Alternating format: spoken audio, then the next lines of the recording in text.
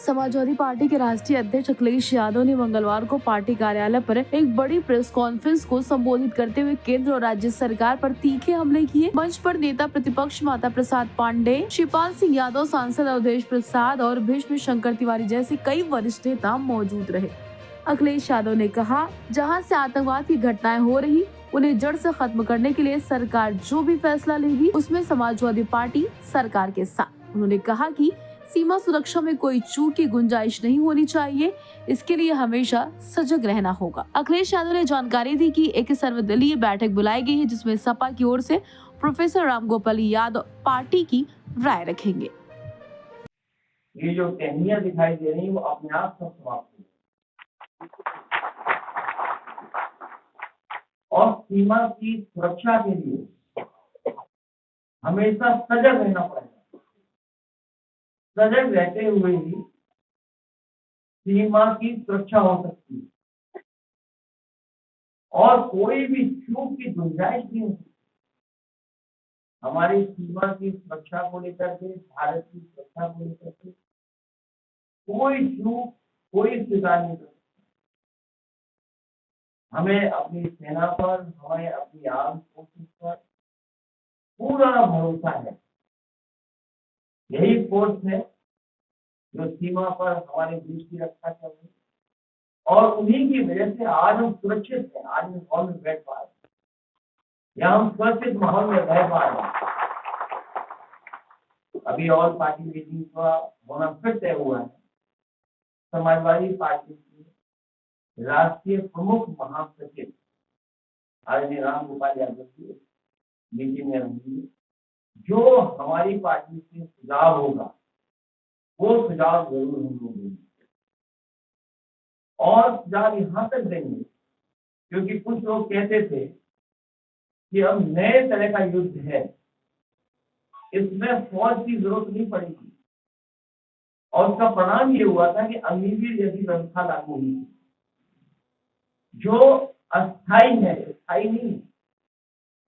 जो अग्निवीर व्यवस्था है वो अस्थायी है। हमारे साथ बहुत ही सदस्य हमारे साथी मंच पर है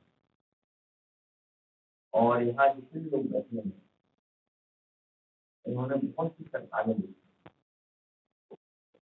और राजनीति के कई उतार चढ़ाव लोगों ने देखे।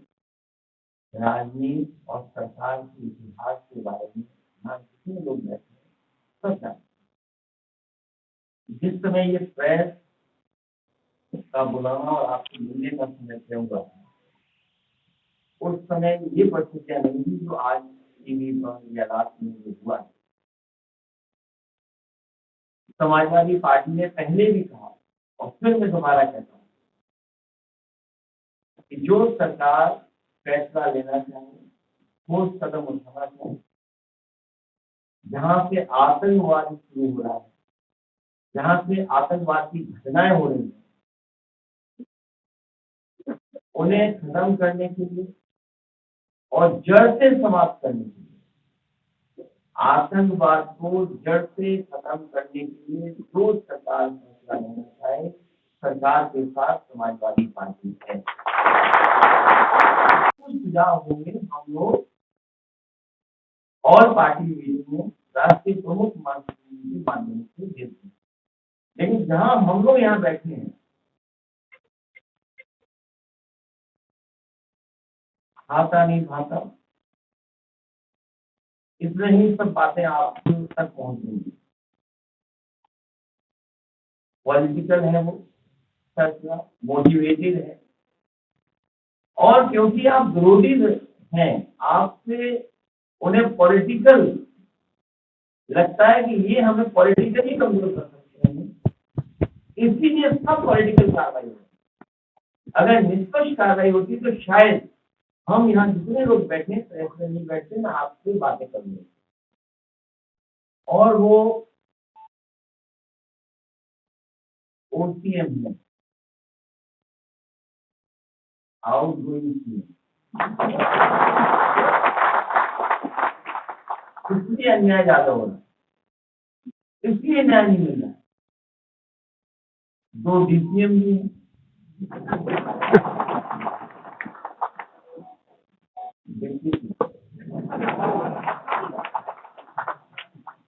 एक ओसीएम, 2 डीसीएम। मान लीजिए उपाध्याय जी का परिवार हमारे साथ यहाँ है, और ये सवाल पहली बार नहीं हम लोगों ने खड़ा किया। याद कीजिए वो समय, जिस समय हम लोग, आप लोग बात कर रहे थे, हमारे साथी बहुत सारे लोग कानपुर देहात पहुंचे थे। एक परिवार जिंदा जला दिया। कहीं कोई सोच सकता है आज के समय कि ऐसी घटना हो जाए, बुलडोजर चले, झोपड़ी में आग लगे और जान चली जाए? जिंदा जला दिया। और जब उस परिवार का बेटा न्याय मांगने गया, उस सर्दी में कपड़े उतार करके उसको अपमानित किया, उसको पीटा गया, पुलिस ने पीटा। ये जो हमारा परिवार बैठा है,